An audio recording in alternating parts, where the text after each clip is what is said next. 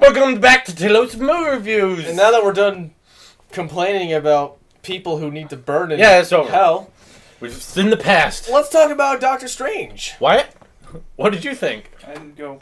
Oh, Dan, what did you think? I liked it. It was good. Thanks for watching. So here's the thing. They went weird because Marvel had been pretty standard for a while, right? They had Guardians of the Galaxy and it kind of went back in its formula a little bit. Mm-hmm. And everything, origin story, Yeah. it's kind of summed up. Action adventure, big light in the sky. Ooh. It's fight over, and then you have the post-credit scene with another Avenger. Yeah. Right? This hits every single Marvel checkmark. Yeah. Pretty much, yeah. That's...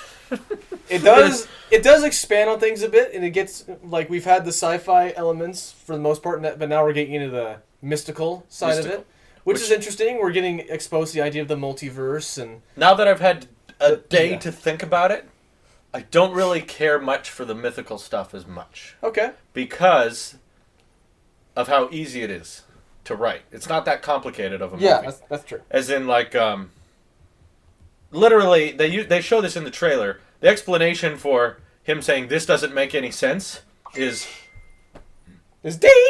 this doesn't. No, he goes, this doesn't make any sense, and he says, she says, not everything has to. I mean... What? It's not a matter of it has to, it's a matter of it can't. It's like that'd be a better explanation. This doesn't make sense. Yeah, I know. No, you're not. You're not kidding. Well, no, I know, but I'm okay with that because, like, you can answer that to any time someone says that in a movie. This plot point, Lex Luthor's motivation doesn't make any sense. Not everything has to. Yeah. I mean, it kind of does. If you want me to like it. Mm-hmm. I don't really like it if you don't tell me anything. But like, what's something that like jumped out at you that you weren't particularly a fan of? I guess most of the movie. I like Benedict. Okay. I think that's what this movie is selling. Is the Cumberbatch fan craze. Is cool because they essentially saw Sherlock and were like, that's cool. Yeah. His character, very much exactly the Sherlock character. His character is worse than Tony before Iron Man 1. He's a major jerk. God. But it's an arc. It's a very simple arc, as in put others first. I mean, not anymore. Classic Marvel arc. So the thing is, it's trying to look like Inception. No. It's complicated and weird in the Matrix, and I don't know. It's trying to look like Inception, but it did LSD and got more Inception-y. Right, but like Inception has this complex universe building as well as like a plot. Yeah. They have to set up how this going into your dream thing works. Here's just trippy imagery for trippy imagery. And then they go into the dream. It's good trippy imagery. They're going in several layers within that dream, and they're gonna... Something goes wrong within those new layers, so it's a lot to take in. This isn't like that. Yeah. This is very easy to understand. It's not very complicated.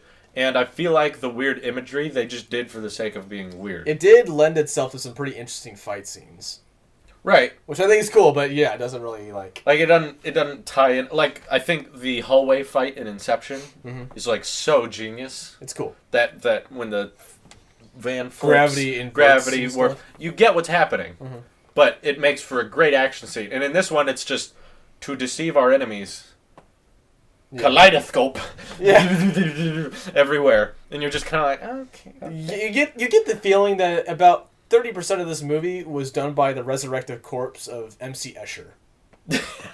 Exactly. Well, there's a part in the movie where, you see it in the trailers, where the whole city is going nuts. Yeah. All the buildings are falling into each other. You kind of expect the BWOM! Right. That's what it feels like. And I think I leaned over to you and said, what filming was involved in this? Yeah. Was there any kind of, like, camera? Or were they just like, run? Yeah, right. And the animators will crank something out. I think it was funny because there was one point where he was running. You could tell it wasn't like it was like I can't get up. Yeah, you could tell screen. He was on. Yeah, he was. But then it points down. It's like, oh, he's actually on a treadmill. Yeah, it looked totally like a treadmill running thing. I was like, that's kind of funny. It's just it was also kind of tonally confused, like most Marvel movies are. Yeah. Which is another trait that it kept going, as in like I'm serious. Something really bad. This character we've been following, which I guess now we care about. Now this is funny. Yeah. Remember, this is a funny movie, right? And it's like, okay, just pick a freaking time. You know, all us kids got into Marvel with Iron Man. Oh yeah. Which is like still, I think, the darkest Marvel film. Mm-hmm. I still can. I kind of want to put this on record. I think the darkest thing that happened in Marvel was the films or the TV shows. In the films, actually, you have to leave out the TV shows because they're extremely dark. Films was the part in Iron Man 1 when he's escaping and he's got the prototype on, and he's trying to get his hand out of a wall because it just got stuck and whatnot. And then whatever, the jihadi guy. Yeah. Point blank. Tries to point blank. Pops him in the head and he gets killed by Ricochet. And then Stark just turns around like nothing, looks. Well, I thought that was comical. I thought it was comical, but I was like, wow. That's intense. I was going to say the darker parts is when he wakes up after the explosion and he has to pull the thing out of his nose. That too. And he's waterboarded by terrorists. I don't know why. I just... a family picture. Damn. I just always thought that one was kind of on the darker side because... Easily the darkest MCU because just... Movie. Because, Bucky killing... Spoilers! Bucky killing Iron Man's mom or both of his parents. Yeah. Both of them. They show it from, a security cam. Yeah, you don't see much of it. You don't see all the gore rip apart. It's a dark idea, but... You still have to cut back to Flying Man and Mega Punch. Yeah, it's more the implications in that scene. It's not the actual what we're seeing. Right. Whereas Doctor Strange is not dark. In fact, I believe I asked you, why do you think this is PG-13? Because there was almost no language. Yeah. They say... I think they cursed a couple times. They did, yeah. It was definitely not over the top noticeable. Mm-hmm. And there's a ton of the pop culture references. Yeah. Mostly centered around music. Your name's Wong? Adele. Like Adele? Or Rihanna? Eminem. Beyonce? Just give me the book, Beyonce. Yes. It's just nothing. Oh, come on. Beyonce, she's really famous. You gotta know her. Mm-hmm. And then cut to the next scene where it's almost framed I want to say the exact same way as in Guardians when the one alien is listening to Hooked on a Feeling. Yeah, they seem to do that. Yeah, and then he's just... But people who aren't cultured listening to cultured things. Yeah. You know what that is, so it's funny. You know that because popular culture. Right. It's the current year, everybody. The more I think about it, the more I'm like, how safe are we going to play these movies now? Yeah, right. There's a lot of times in this, though, where it was like, I guess that happens now. Mm-hmm. I guess that exists. Like his cape. Yeah. Is sentient. Or supposedly sentient. We don't know. No, it is. You know the magic carpet from Aladdin? I was just going to say, That's what it is. Yeah. Except you wear it. Mm-hmm. And he just kind of sees it, and it fights off a bad guy for him, and then sits on his shoulders. I remember you looked over... He's like, cool. Minor spoil. I remember you leaned over to me and just when Wong said something about the Infinity Stone being in that eye thing. Yeah, at the very end of the movie. Just oh, yeah, that's right. We're in the MCU. Totally forgot. Also, I wanted to say this. It seems like they're embarrassed by origin stories now. Yeah. Because they rush it very quickly in the beginning. It's like lightning fast. As in, yeah, you're a popular character and you into things, and then you died in a car crash, or you were barely saved, and now you're going to need to have a shaky hands, now you need a job. Oh, and then you were in a thing and you learn the magic. Anyway, now to the magical universe stuff. It's like Cliff Notes origin story. Right. This isn't very minimalist. This isn't like Batman Begins where we get a good hour of training, and then all of a sudden I must become a symbol. Right. You don't even see Batman until 80 minutes in. Yeah, exactly. So, no, this was he has the cape and the stash. And I couldn't tell if he was doing an American accent or if he was sticking with his British, because I felt like it was slipping.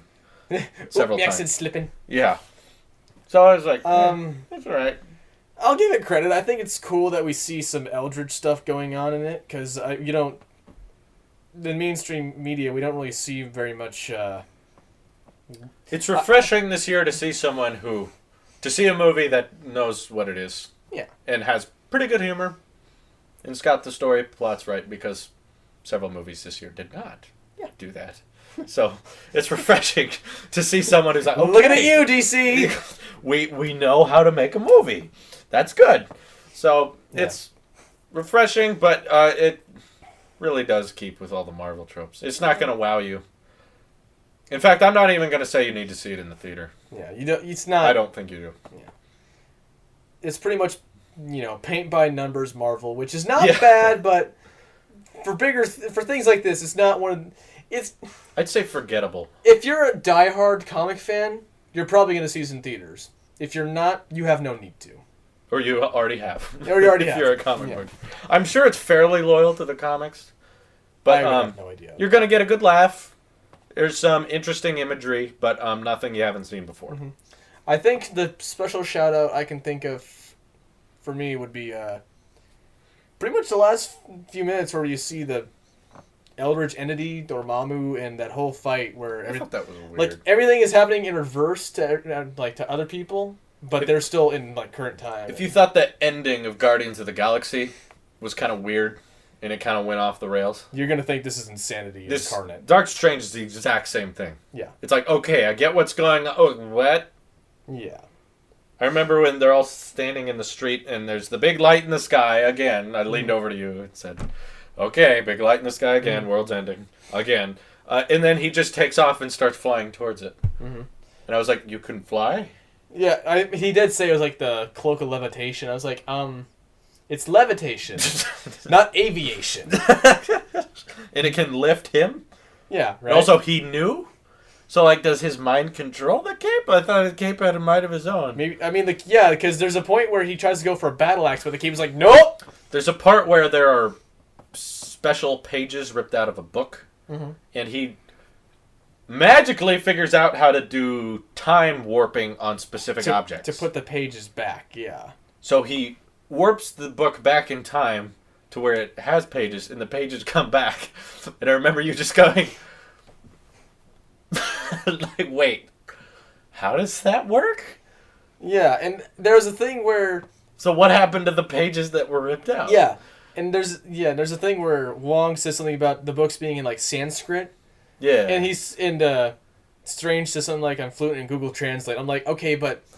Does Google have, Yeah, does Google have Sanskrit? Ancient magic writing language? I feel like these are things you don't translate in a freaking search engine.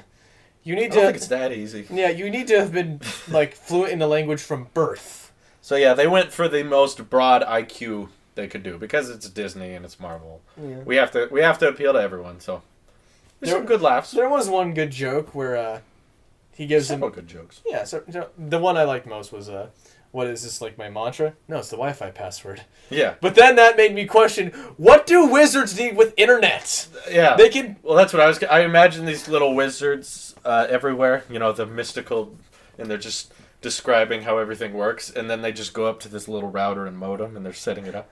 Okay, today I have to set up the router for our shrine. I'll plug in. Oh, it's not working. I better get customer service. And yeah. It's kind of fun. I thought the funniest part was when the main bad guy, that's how you know it's a bad villain, is that we don't remember his name. Is he says, it's who Hannibal. Are you? It's Hannibal from the TV series. He goes, who are you, Mr. And he goes, Doctor. Mr. Doctor. Mr. Doctor. And he goes, it's strange. Yes. He goes, maybe. I imagine it would be. I imagine it would be. He's like, no, it was good. It's good play on the word. Yeah, it was a nice little wordplay moment. That's cute. Yeah. I think Sherlock's better. There's better writing, more complex performances. But this is a fine little taste of Sherlock in your MCU, which no one is against, I believe. Makes a very good addition to the team. And it makes me kind of excited to see what's going to happen for the next few movies, because I know, like, the after credits scene has... Benedict so confused for Infinity War. Yeah, seriously. It's gonna be crazy. Doctor Strange talks to Thor. Yes. Which makes me think, he's gonna be in the next Thor movie. Okay. Probably. That's cool. They hinted that. Thor's like, so Earth has wizards now too. Yeah. Then he takes a big drink of beer. And then just like... And then it fills back up. And I was like, wait.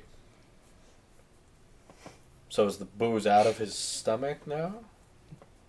It's magic. Don't think about it. It's freaking magic. Right. That's what you have to accept with this movie. Not that complex. Yeah. I'd say it's not exactly what I was hoping for because I wanted something a bit more deep. Yeah. That, like an Inception kind of movie that makes you go, wait. There's like, how do you understand? How do you interpret? Yeah. It's like, no, it's just. It's magic. It's exactly what you think from a Marvel movie. It's cool though. It's not bad. Watch it on Netflix or something. That's my line of the review. Yeah, there you go. Watch it on Netflix when it comes out. It's good. Now, as J.K. Simmons said in Whiplash, good job. Even though he meant that in a totally in a very negative way. But still, it's still not a bad movie. This complicates Infinity War even further. You won't hate it, but you'll be scared for Infinity War. That's all we got. So. Thanks for watching. This has been Taylor's Movie Reviews. Have a good night, everybody. This changes nothing. Yeah.